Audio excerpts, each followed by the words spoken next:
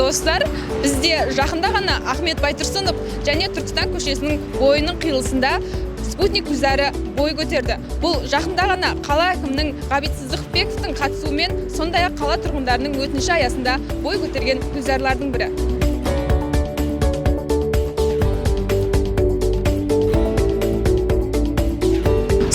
Достар, бұл гүлзарда қазіргі таңда 100-ге жуық ағаш көшеттері отырғызылған. Сонымен қатар, мынандай ерекше дизайндық үлгіде демалыс орындары мен әткеншектер бой көтерген. Өздеріңіздің бос уақыттарыңызды тиімді ұйымдастыруларыңыз келсе, осы гүлзарға келуге кеңес береміз.